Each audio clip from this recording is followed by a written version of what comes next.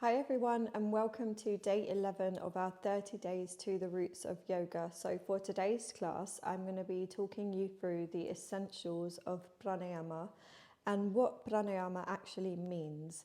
So you may have heard of this term in the Western world referred to as breath work or breathing exercises. However, according to traditional yoga, pranayama has a deeper meaning and is a really important and essential part of any yoga practice. So the term prana is vital energy, and ayama means to regulate or extend. So in this sense, pranayama is to help us to regulate or extend our prana, which helps us on many different levels. And the term prana is referred to so much when it comes to yoga, but not everyone actually understands its true meaning.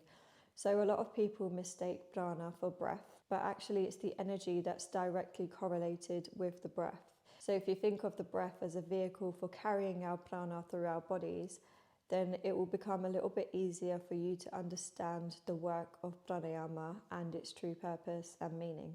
Through yogic tradition, it's said that without prana, we're unable to live, and it's a really important part of our being, not only from a physical standpoint, but also from a physiological standpoint. It's believed to be linked to our consciousness, and it also helps us to progress on our spiritual journey. The most important thing to remember about prana is that when prana isn't flowing through our bodies freely, it can hinder our spiritual progress. It can also cause impurities and obstructions within the body and the mind. Therefore, we're given tools like pranayama, which help us to cleanse impurities. Just as asana helps us to cleanse impurities from the body to prepare our bodies for pranayama and dhyana practices, pranayama helps us to cleanse impurities to help us to alter our states of mind and bring our minds into stillness so that we can practice dhyana or meditation.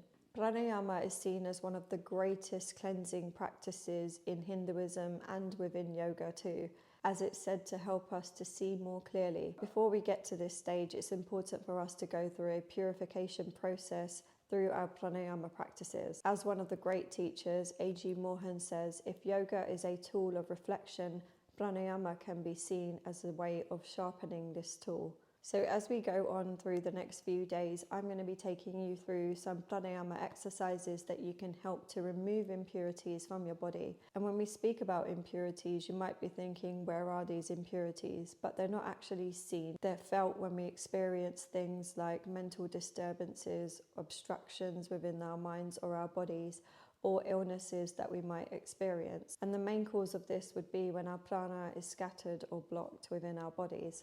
So essentially, the aim of our pranayama practices is to help us to clear the mind so that we can prepare and relax our bodies into a state of meditation.